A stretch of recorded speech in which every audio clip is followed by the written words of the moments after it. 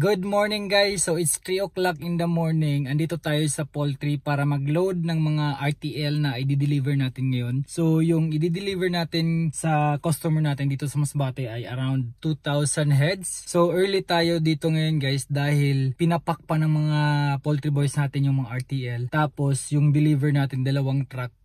Isang truck papunta ng north at saka isang truck papunta ng south. So kailangan maaga yung pag-deliver para hindi sila abutan ng ulan at makabalik ka agad. Very challenging yung pag-deliver namin ngayon guys dahil sobrang ulan, maputik yung mga poultry site. Dahil dulo-dulo guys yung pagdi-deliver nila sa north, yung pinaka last na town.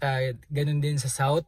Yung pinakalas na taon yung dideliveran nila ng RTL. So all in all, 4 na lang ng heads yung maiiwan para makompleto yung 2,000. So may mga iba tayong mga bookings na hindi na natin na-accommodate dahil sa sobrang dami ng bookings natin at saka very limited lang yung ating mga RTLs.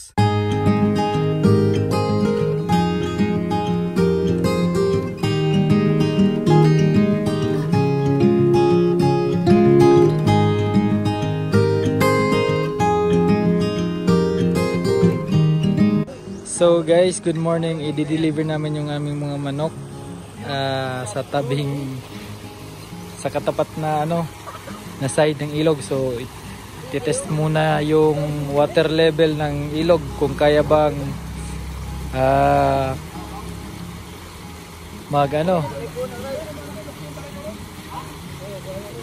pumunta dun sa kabila. Dati kasi merong itong bamboo bridge, kaso inayos yung flood control kaya wala na, tanggal na yung bamboo bridge. Maliit lang naman yung manok, kaya lang naman i-deliver ng tao, kaso ito try muna kung ano yung water level ito, kung gaano kataas. Karigo na!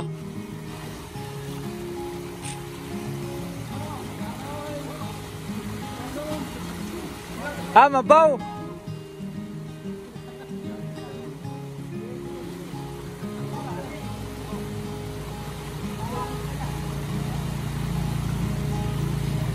Mabaw! Oh, sa kaya! Kaya! Oh, let's go!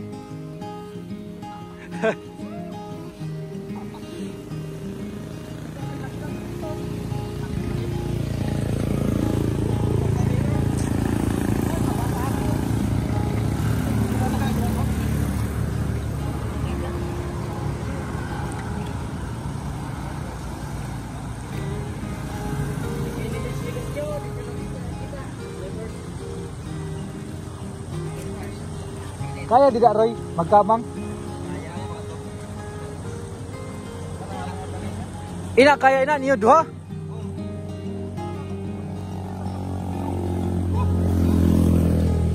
$25 na. Magkuha ka rip 5. 7 kabilog lang. Di ba 25 na? Di ba 25 Roy? So 32 lang kita dito. 7 kabilog.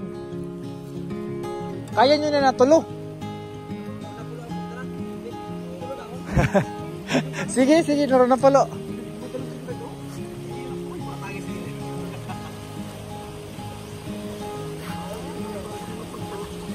Ibili na naman chinilas. Huwag mas makawat sana. Taalangan buhian mo manok. Bukod ka sana.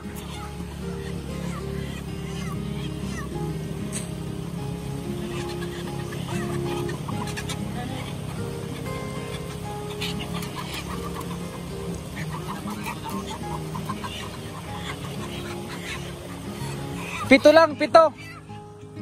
Isira balik. 25 lang na. Ato na.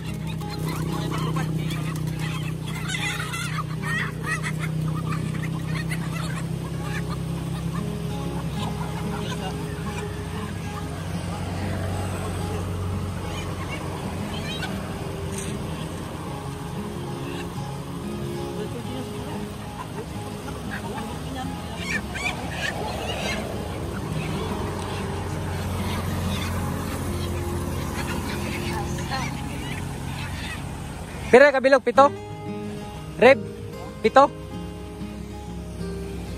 Una na!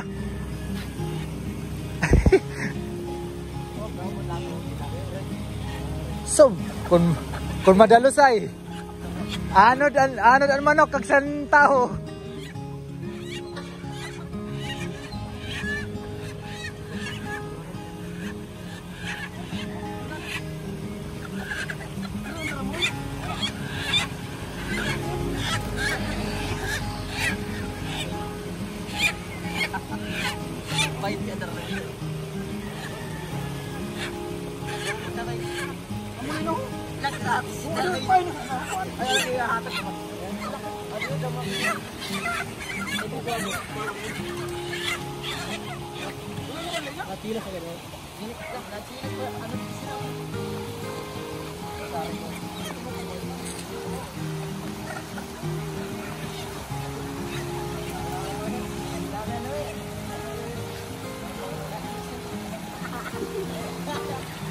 Go eh!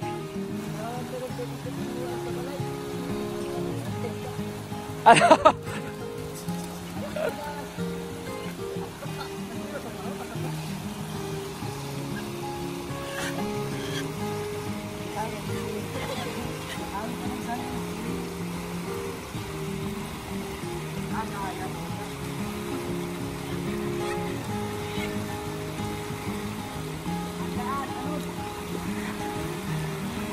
Good morning guys. So, ganito ka-dedicated yung ating team. Kahit anong baha, kahit anong ilog. Grabe.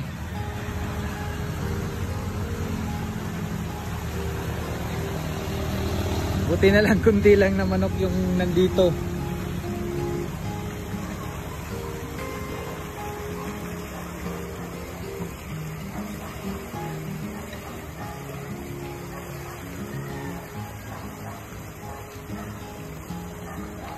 Dati namin tong suki, nag-add lang siya ng konting manok para sa mga mortality niya. So dati guys, kapag pumupunta kami dito, meron pa tong bridge dito sa ilog. Kaso ngayon ay nag-construct ng flood control, kaya tinanggal na yung bridge. Yun. Malapit na sila sa poultry.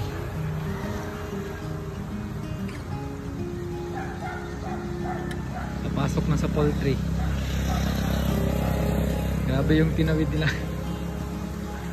Taas ng ilog.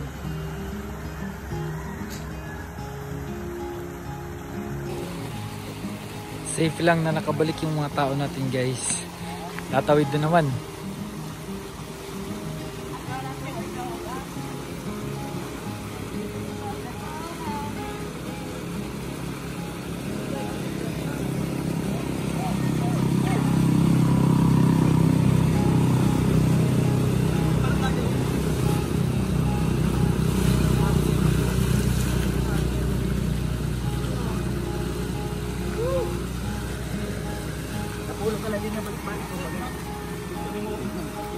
Bagandiri man ihagdan baka tindog kaayo. Ato si Rowe na umod.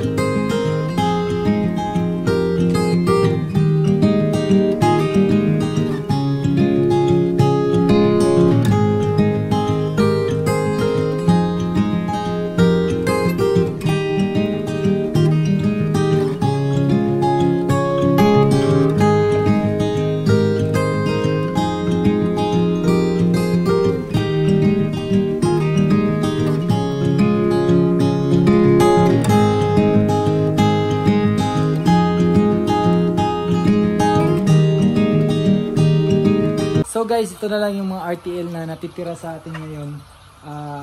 Standby muna to dahil na out of way yung deliver nila. Yung dalawa nating truck ay pa north, tsaka yung isa ay pa south. So itong mga RTL na to is parang sa western side to ng Masbate. Tapos may installation pa nakasama sa mga RTL, meron pang steel cage na kasama. So schedule natin to the next day or bukas. Try natin na humabol sa ating schedule kasi ini-expect na talaga ito guys ng ating customer. So hinihintay na to, matagal na itong hinihintay. After natin pag-deliver, of course meron tayong mga binibigay na guide para ma-continue yung management and then para sa maintenance ng mga manok. So yun yung edge namin sa mga ibang nagdi-deliver ng mga manok dahil after mai-dispose yung mga RTL ay wala na silang pakialam. Pero kami dito guys ay tumutulong kami mag-troubleshoot kapag merong mga problema yung ating mga RTL. So maraming salamat guys sa panonood nyo ng video ito at sana ay nag-enjoy kayo.